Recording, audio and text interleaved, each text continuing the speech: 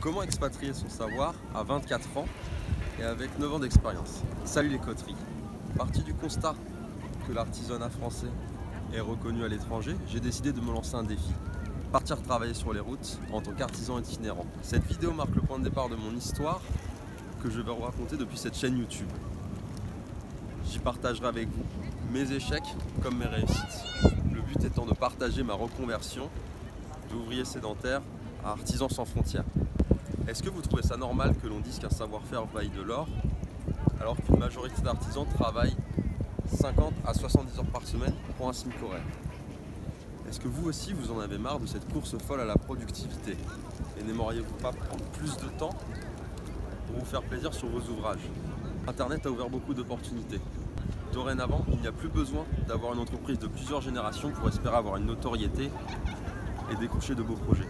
Et je pense même que c'est possible d'être reconnu à l'international et que c'est à la portée de la majorité d'entre nous aujourd'hui. Du moins, c'est ce que je compte démontrer au travers de ce défi. Mon rêve serait de travailler sur des projets qui ont de la gueule et partout dans le monde, comme participer à la construction d'une maison dans un arbre ou à la rénovation de la toiture d'une église.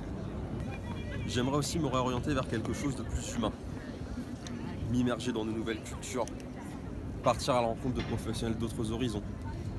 Mes premiers problèmes seront de trouver un logement et du travail dans ma prochaine destination, ainsi que de gérer cette transition de mon emploi actuel à cette nouvelle situation. J'ai donc décidé de commencer petit et de m'implanter à Lyon dans un premier temps. J'aimerais y trouver du travail, un appartement dans le centre-ville d'ici l'été prochain.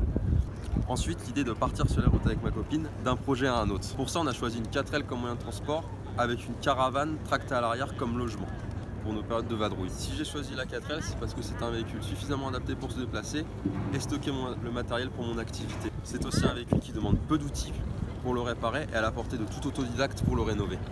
Quel statut juridique pour cette activité de travailleur indépendant?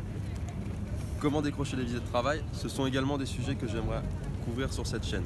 Prendre des comptes a toujours été un moyen de me motiver.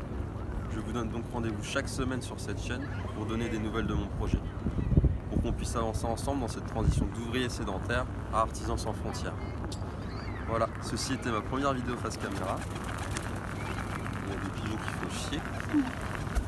Ceci était ma première vidéo face caméra, c'est le bordel parce que ça se passe jamais comme tu veux.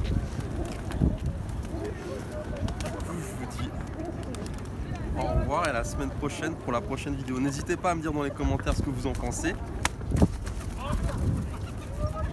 N'hésitez pas à me dire dans les commentaires ce que vous en pensez. Je suis curieux d'avoir votre réaction et cela m'encouragera. Merci, au revoir.